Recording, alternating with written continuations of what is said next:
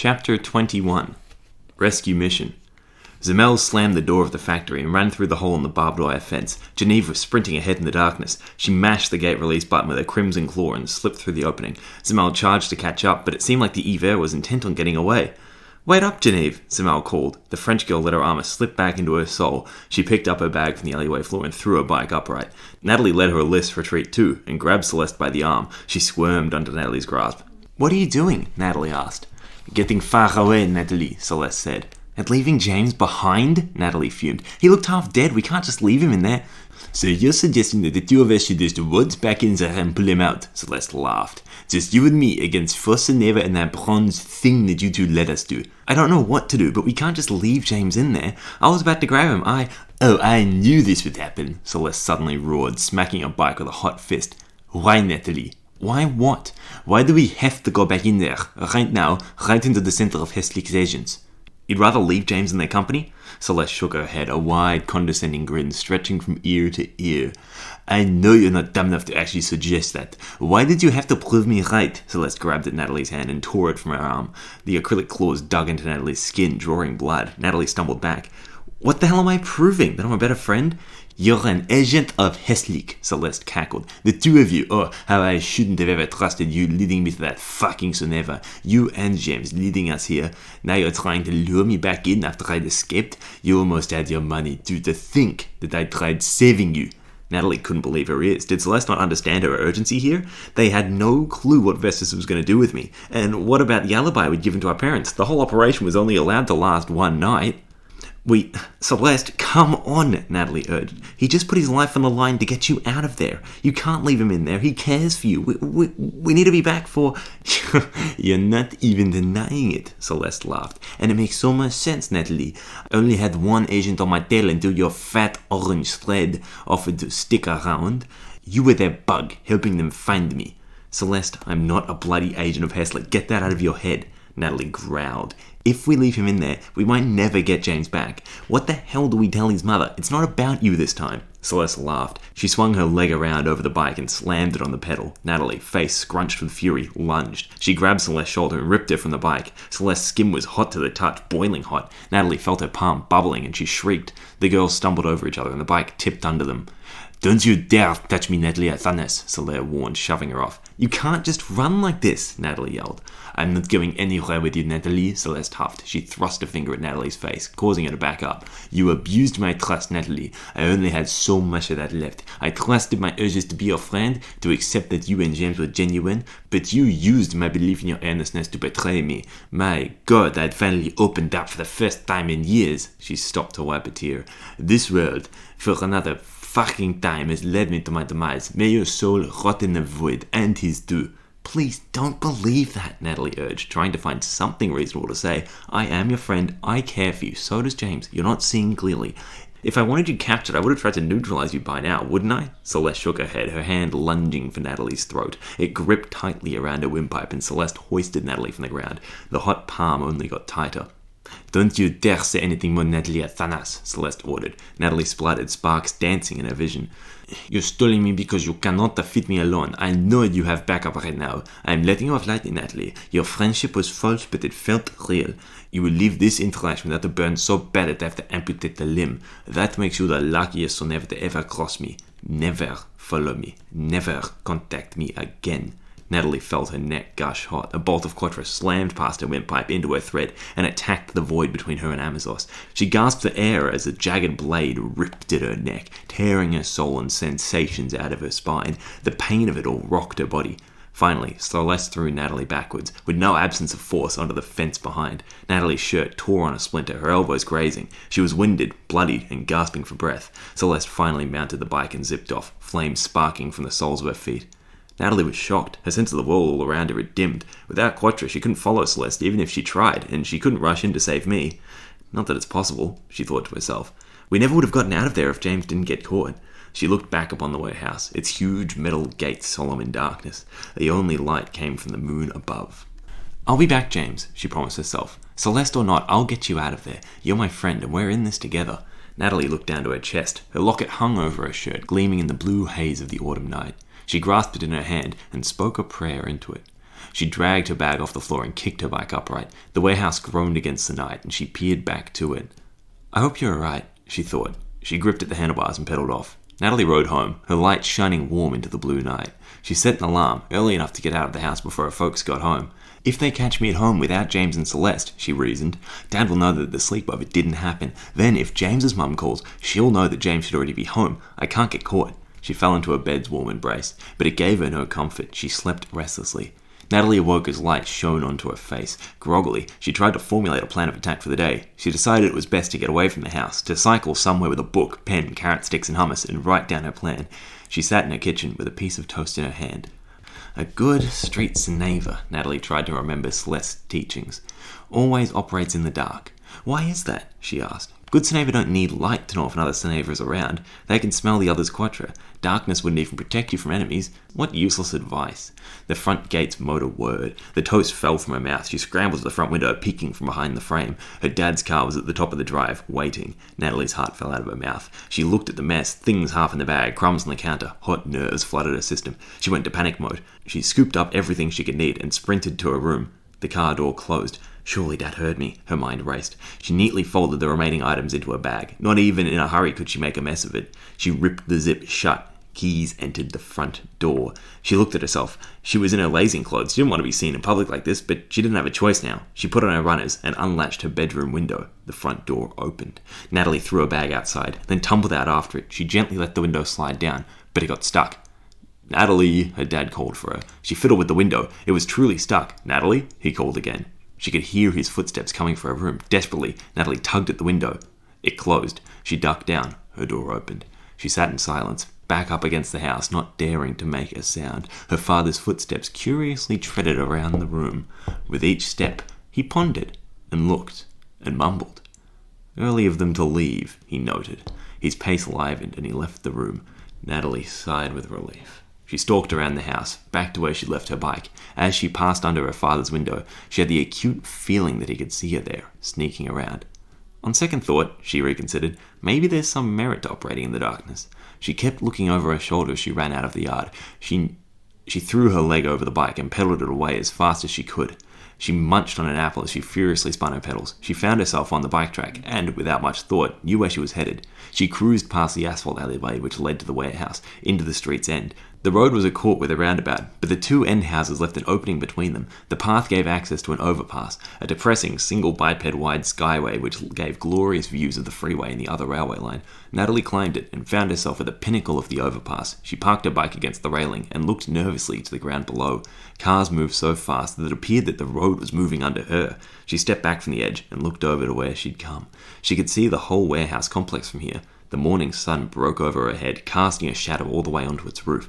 She grinned and dropped her bag to retrieve a pair of binoculars. She zoomed into the building. "There's the side door," she thought as she spotted it. She shifted her focus to the chain-link fence. It was still broken. One possible entrance? She got out a notebook and pencil and started to sketch a plan of the building. She marked the side door with an X. The building appeared to be shaped as an L, she noted as she drew it. The long warehouse part, where they had fought, ran along the freeway. The roller door, which she did not mark as a logical entrance, was on the front right of the building. The building continued along to the left of the roller, in a structure longer and thinner than the warehouse section. There were no loading docks along this facade, or anywhere else. She could not stipulate what that part of the building was used for. The mezzanine office connects the long section to the warehouse, she thought to herself. There must be useful rooms in there, probably where James is kept. There was an awning that ran the far length of the building. Near the awning on the ground was a low stack of boxes. On the roof, she could see an access entrance. "I don't think I can make those jumps," she hummed the thought. "James will be able to, though." Her binoculars swung by the roof entrance, and she noted a security camera. Now that she noticed one, the rest appeared to her as if painted in pink. Natalie noted their placements on her drawing. They heavily surveyed the front of the building. It would be difficult to enter from the front. "The back looks unguarded, though," she noticed. The building's rear wasn't visible from the skyway, so another vantage point would be useful. She peered across the landscape, but could see no other high features. She frowned. "This is why darkness is useful," she huffed. "I'll have to check out the back without getting seen somehow." She got back onto her bike and rode away. Natalie found herself in front of a house which bordered the industrial property's backside.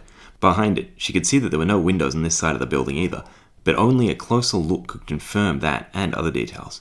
Natalie examined the house between her and Vestas' warehouse. Without a doubt, people were home. A car rested in the driveway. A bike was on the porch. A light was on just past the door. She huffed. She could see the back fence of this house. She could reach it if she tried, but it would be risky to climb it and weird to sit around in somebody else's yard. This whole operation was suspect. She jumped and strained her neck, trying to see over the back fence, and caught what she thought was the top of a door frame, but nothing else. From what she could see, there was one camera here, easily disabled by a whip of water. That's it, I guess, she thought. That's my entrance. She was about to turn around when a sensation tickled the tips of her fingers. The Quattrofield called to her with the presence of nearby Seneva, examining the house for onlookers, and once she was sure that nobody was watching, she stalked towards the front lawn to the side of the house. The signal was strong here under the cover of the side gate and the switchboard. She assumed the peace sign pose with her hands and sat down on the grass, closing her eyes. Her mind was transported. Natalie's soul washed away, through her fingertips and into the sea around her. Natalie felt her presence spreading radially. The field dipped and waned, curving itself into large bodies and expanding away into open space. In her mind's eye, she had a perfect map of where Quattro was around her. She felt the blood pumping in her body. The blood moved, and with it, Quattro would flow in its veins. Her heart fueled her sensations of the world, and of her soul. She relaxed. Its drum beat mellowed her mind. She could sense Seneva now. They appeared as walking, coloured stains in a grey field. Somewhere between a dirty mark and a physical disturbance to the field, their presences rattled on her fingertips. She twiddled them to get a better view. There was one Seneva walking through what must have been a hallway. It was one story above the door. They passed another Seneva, whose scent she recognised as Vestas' student. They paused for a moment to chat. Her sensations wandered elsewhere. Another Seneva, further into the building, traversed diagonally. Perhaps the corridor turns, Natalie thought. She followed them. Their scent was familiar, but she was unsure who they were. Their path turned parallel to the building face, and they stopped. Their Quattro pooled in one place. The stain grew, their flavour becoming stronger on Natalie's palate. The bronze Seneva, Natalie shuddered. Then she found me, next to where they had paused. To Natalie, my signal was weak. It did not shine or stain like the others. It leaked weakly, like an injured animal. Apparently, it had always felt like that to her. She frowned. Her concentration on me was broken by the sound of footsteps coming from the real world. One mystery Seneva who roamed the halls took large strides towards the back wall. Natalie was hit with the realization. If I can sense them, they can sense me, she reasoned. Her stomach dropped, falling out of her body like she was on a roller coaster. Stress and nausea burned hot from its gaping hole and climbed up her spine to her cheeks and eyes. She shot up. The Seneva was coming down a set of stairs. She turned and ran, as fast as she could. The door to the factory opened. Heavy metal footsteps paraded out of it. Natalie glanced over her shoulder to see their long, sharp fingers curl over the wooden fence. They peered over its top, their silver helmet and blue eyes visible. "Hey, you!" they yelled. Natalie sprinted. She tried to pick up her bike, but in leaning down, her bag fell over her head and spilled over the sidewalk. Her eyes bulged and her hands shook wildly. She looked back to the fence to see the Seneva get their foot up and over it. Natalie frantically palmed her possessions, jamming them into the bag. The Seneva was running now. She had packed this bag so well initially that it seemed impossible that everything should actually fit in it. She rushed for the zipper, but it immediately got caught on the windsheet, which hung half out. Her heart pounded.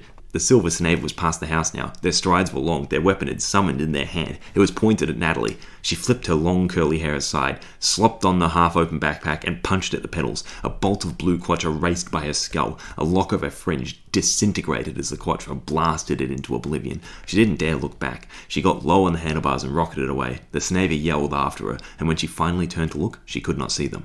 The bike skidded to a halt at the crest of the next hill, and she held her hands out to sense for any presences. There was nobody around. She cried a sigh of relief and sat by the roadside to regain herself. "Seneva need the darkness," she affirmed. Her head was dizzy. Dusk set. I held a watch that Lionsfoot had given me. It was an old device Hesslick had given him, whose screen used to display videos until he'd broken it. Now they only told the time. "Don't look at it too hard," he told me when he last visited, "but spend your last minutes with your powers. Find peace in their presence. Do not take Keen or Makers for granted." I held on to his words, like I did the watch, but I had no plan for escape. The whole building was too heavily guarded. I had observed the hallways as Vestas chauffeured me between my cell and the testing chamber.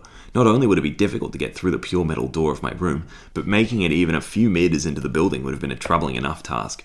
So I sat in my room and looked at the watch. It ticked past 8:30. I could feel my heart beating faster. I had to live my last half hour as a Seneva at peace with my abilities. I took a deep breath. Destiny felt disturbed around me. Natalie waited. She watched the sky from the dog park, with a faint view of the factory building. The sun had set, and its yellow and pink light had already faded from the sky. Moments ago, when the sun was on the horizon, it looked almost as if the heavens had been painted overhead. Now, even without the sun, the sky was blue and light. People were clearly visible in the glow of dusk. Natalie huffed and glanced at her watch. 8:30, it read. She frowned and looked back to the sky in the haze of the remaining day. It's not dark enough yet, she thought. But I've got to get him home. His poor mother, my poor dad. Natalie hadn't been home all day. She couldn't break the illusion that Celeste herself and I were out this whole time. She sat in the quiet corner of the local library, meditating, concentrating on cutting off her quattro. She knew that her thread leaked. She knew that it would get her spotted, and that it already had put her friends in danger. Hours were spent today calming herself and limiting the quattro which entered her body. Natalie couldn't be sure that she had any control of it yet, but she didn't have more time to perfect it. Natalie bounced on the spot and looked to her watch again. 8:32, it read. Screw it, she gritted her teeth. She mounted a bicycle, eyes intent on the warehouse, and pedaled off. She ditched it by the front lawn of the house she'd stalked around this morning. It seemed that everyone was home now. Most of the lights were on, and even more cars were parked in the drive. Natalie, however, was intent. She didn't care. She marched into their backyard. No quattro, she told herself, but when she spotted the camera over the fence, she remembered that no quattro didn't fit in with her original plan. She sighed, then focused on letting go of her connections. I'm strong without quattro too, she reminded herself. There's got to be other solutions. She jogged up to the fence line and got on her toes to peer over it. The camera faced the door and gave a very limited view. Natalie was wearing all black clothes, a pair of leggings and a long black skivvy. She had a black beanie on to hide her hair, and so she pulled it over her face to reveal that she could see through it, just. She smiled. She vaulted the fence like a dancer, lifting herself over with a fair amount of purely human effort, and landed safely on the other side. She kept the beanie pulled over her face and sleuthed towards the front door. The simplest option is always the best, she told herself. She reached for the doorknob with her black, gloved hand. She didn't even have to turn it. The door wasn't even closed, it seemed. Natalie inched it open to see that the deadbolt of the door had been sheared off. She slipped into the crack of the door and shut it gently behind her. In front of her was a storage area. To her right was a staircase which zigzagged up to the next story. The first instinct was to drop her hands to her side and feel for others in the room, and she had to grab her own hands to stop them from drawing quattro. She took a deep breath. No quattro, Natalie told herself again. Keeping low, she slicked her way up the staircase and peeked her head over the floor when she was high enough. The decor above her was surprising. The walls were metal, with orange skirting, a grey midsection, and blue ridges. They resembled the kind of sci-fi retro-futuristic buildings you'd find in 80s cartoons. There was nobody in this section of the hallway, but there was also only one recession in the wall in which to hide. The reality of getting caught hit her suddenly, wrapping its long, slimy tentacles around her chest and constricting. Her heart pounded. She looked at her watch. 8:47, it read. She could feel panic constricting her further. It would force her to use quattro and make a mistake. She took a deep breath, sat down on the step, and listened to her heart beat. Relax, Natalie told herself. Clear head. Her heartbeat simmered down. She peeked over the edge of the floor again. The coast was still clear, her face now determined. She climbed up to the hallway and listened for sounds. There was indistinct chatter. It travelled down the hallway and filled the space, as if it came from everywhere at once. The words were unintelligible, but the voices she knew. Vestas was talking. Natalie squinted, trying to put the end of the walkway into focus. She could see a plant, which looked plastic, poking over the top of a low wall. She could see the wheels of a desk chair to the left of the frame. She listened again for the voices. They danced in the air, further away now. Satisfied with the clear coast, she pulled herself up and slipped down the passageway. She edged closer to the end of this hall, with each step checking that there were no Seneva in the next room who could hear her. As she came to the corner, she glued herself to the wall and craned her head around into the room. There was nobody in this room. She released her held breath and walked in. This place appeared to be an office. There were 6 cubicles set up in 2 rows of 3. Each cubicle had a computer and a desk chair. Around the room were plastic-looking plants. Their green had faded, taking any joy the room had once possessed with it. Motivational posters hung on the wall, in between a bank of lockers. Natalie couldn't tell if the posters were satirical or legitimate. There was a closed doorway to her left, and an open one to the right. That's the way I sensed James before, she thought to herself. Although, in her drawing, she had noted this as a bend in the hallway, not a room at the end of it. Somewhere, a door swung open. The softly chatting voices became louder, their metal footsteps clanking. The sound was consumed by the dull, grey cubicle walls before it could deflect around the room. The voices were coming from the open doorway. It was not Vestas talking, Natalie could distinguish. It certainly wasn't any Seneva she'd encountered before. Her first instinct was to unleash her hands, to adopt the Seneva pose and sense their positions. Once again, this forced her to grab her own hands and stop herself. Precious time was wasted avoiding her instincts. Their footsteps approached, their voices amplified. Natalie panicked and dove behind an office cubicle. She balled herself up next to the box of a computer as their feet clanked into the room. Cords threatened to tangle around her head. "Look, let's solve this once and for all," a male Seneva with a distinctly flamboyant voice said to the other. "I'll find the spreadsheet, we'll check." "Look," the other protested, "I don't need a spreadsheet to know that I'm not on this shift. Vestas has been doing my head in. He makes up the hours, but I know what they're meant to be." "Then we'll prove it," the first Seneva responded. Natalie could hear them walking between the aisles of computers, coming her way. She tucked her legs in and could feel her heart thumping through every cell in her body. The complaining Seneva groaned, and their steps followed. Feet stopped in Natalie's range of sight. They rested in front of her cubicle, facing her. She dared not breathe. One pair silver and jewel-toed, the other bright blue and squarish. The two-toed Seneva took the seat, their decorative plated knee just inches from Natalie's face. She clung into the carpet. "Use your quattro," her instinct screamed inside her head. A hand reached down blindly under the desk, searching for the computer's power button. Natalie, resting against the box, held her breath. She watched the long, armoured finger as it searched. The hand headed straight for her face. Then the thumb found the computer. The hand searched for the button. It pushed aimlessly into the plastic. "Fucking on switch," they cursed. Their chair scooted back. Their body bent down. Natalie mashed the button with her thumb. The tower whirred and purred. The computer made its boot-up noises. "Ah, found it," they said, a smile coming across their tone. Natalie exhaled long through her nose, not to make a sound. "Did you hear?" the complaining Seneva said to the flamboyant one, as the computer took its time to boot up. "That they're taking that kid's thread tonight?" "They're taking his thread?" they asked, shocked. His leg relaxed. "Good," he said. "Stupid kids running around without goals. They don't deserve their powers if they're going to use them like..." Natalie gasped audibly and immediately covered her mouth.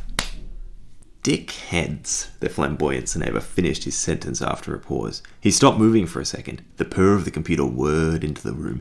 Natalie halted her breath. She could hear her heart now. She wanted it to just stop. "Did you hear that?" they asked the Seneva who complained. Silence fell again. "The thumping?" they asked. "Sure," the flamboyant one replied. "That too." They paused once more. Natalie's eyes bulged. Her mouth remained covered. The two-toed flamboyant Seneva pushed back his chair. Natalie's internal monologue was screaming again. "Use your quattro, use your quattro, use your quattro." "Dude, it's these new computers," the blue-footed Seneva said. "I swear, their fans thump and blast all the time." Natalie still held her breath. The two-toed Seneva remained still. "Yeah," he agreed. "Especially this one, noisy piece of shit." He scooted back to the desk. Natalie almost fainted from not exhaling as loudly as she could. "See," the flamboyant Seneva said after a few clicks and a whir of the tower. "Your hours are changed, honey. You're on with me from now on." "Oh, joy," the complaining Seneva deflated. They laughed together about it. Although Natalie wasn't sure it was totally jovial, they shut off the computer, got up, and walked through the door which was previously closed. Natalie banged her chest and squeezed her hands. The action was stupid, but it relieved her nerves. She rolled out from under the desk and got up. Out of her pocket, she pulled the building diagram which she had drawn. I would only be a few meters down the right corridor. Her chest fluttering with nerves, Natalie listened for further sounds. There were none, so she sleuthed, light-headedly, into the right-hand hallway. She reached the first door on the right. It had no peephole, so she held her ear to the door and could only hear the relaxed bellow of a strong breath. Natalie held the knob in her gloved hands. She turned it and threw herself into the room.